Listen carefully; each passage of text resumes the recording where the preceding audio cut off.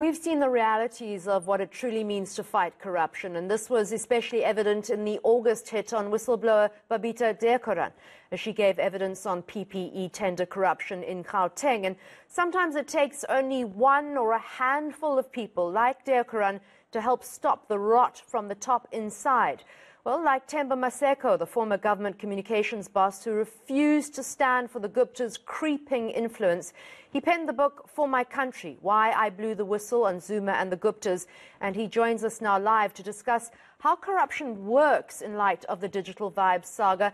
Themba, I thought of you so much yesterday because people lauded Dr. Zweli Mkhize and Dr. Anban Pillay for many years as really sort of being great civil servants.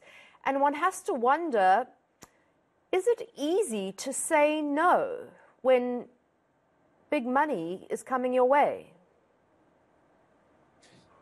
Well, I think that it has to do with the kind of character you choose to be as a person. When you know why you're in government, you are in government because you want to serve the public. You have to put personal interests aside. And I think that's part of the challenge that we're facing as a nation, that too many of the decision makers in the public service, in the private sector as well, tend to put private interests ahead of the interests of the country.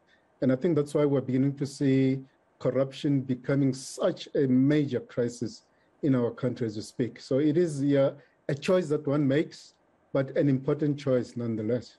Themba, in your book, you do say that you noticed that there was a shift in culture, a sort of sense of it's time to eat from the Mbeki administration when that ended and moved into the Zuma administration. Do you think that the corruption is entrenched, and once you're in that bubble and there's no impunity, it feels okay to get away with it and do it?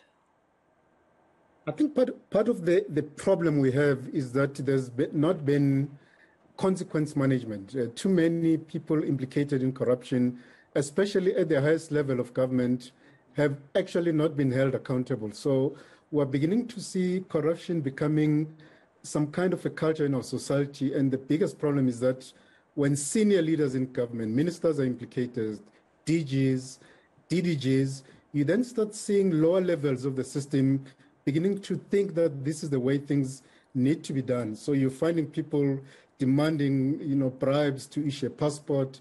If you want to extend your driver's license, you must pay a bribe.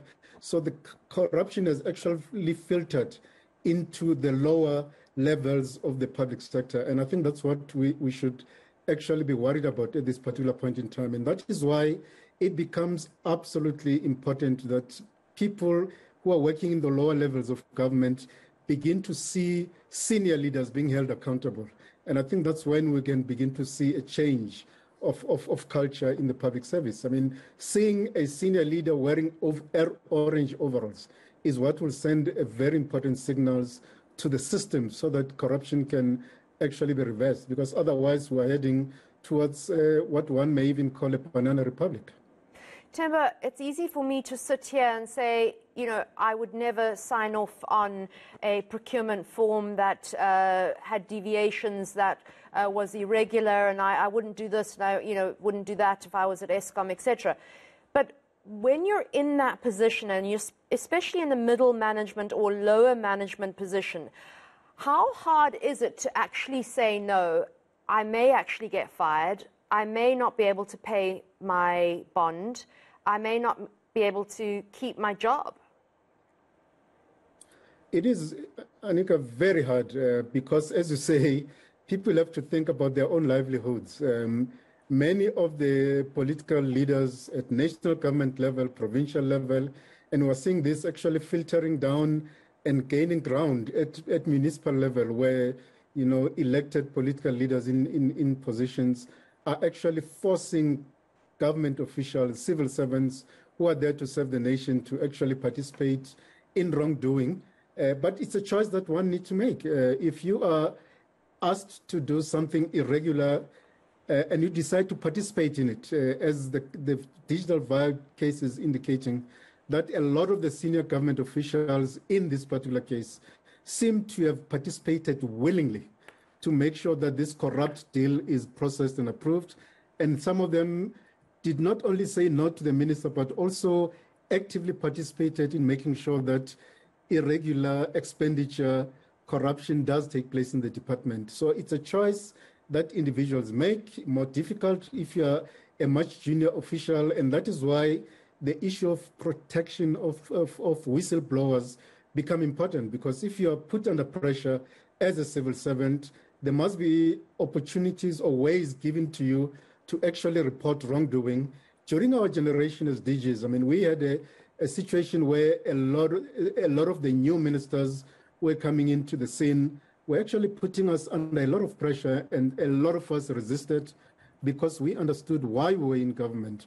But if you are a junior official, I must say it is difficult, and that is why it is important for people in leadership positions to be the ones who actually lead and begin to promote a culture of fighting corruption at every turn. But I mean, to answer the question directly, yes, it is difficult because the risk of losing your job is real. And if you have responsibilities, you have kids at school, you have a car to pay, you have a house bond, it is difficult to say no. But nonetheless, our country demands that all civil servants and also people in the private sector must actually stand up and speak up so that we actually can reverse the scourge of corruption that is beginning to become such a hindrance to progress, a hindrance to service delivery. The fact that government doesn't have money to deliver services today has a lot to do with the fact that too many of our senior politicians, of our senior civil servants aren't able to say no, and in fact some of them participate and are implicated in corruption. Just to end off, Themba, I remember when you stood up for and stood against what was happening with the Guptas and state capture. You were on the front line there, and you were one of the first people who blew the whistle, and it was very hard. It was a very difficult time for you. It was difficult indeed, because I mean, I started by initially resisting or defying President Zuma, who was asking me to assist the Guptas. When I met with the Guptas, they were giving me instructions to actually collect money from different departments and give it to them. In essence, they wanted me to be part of their criminal syndicate. I said no. I knew that some consequence will follow after the decision, but initially, President Zuma did not have the guts to actually act, but it was only at a later stage when he gave an instruction to my minister to actually kick me out of GCIS. And that's how it actually happens. And that's reality, that if you resist, there are consequences. And after I resisted and was kicked out of GCIS and transferred illegally to the Department of Public Service and Administration, I then left the public service out of my own choice and decided to actually blow the whistle and tell the public what was actually going on. And today, so many of South Africans are speaking out and exposing corruption.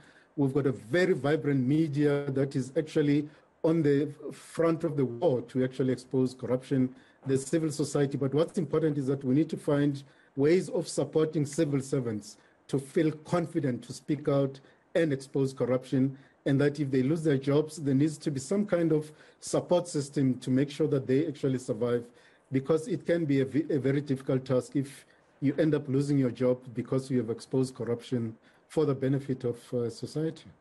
Themba Maseko, your moral compass is intact. You sleep well at night. We salute you and we thank you for that.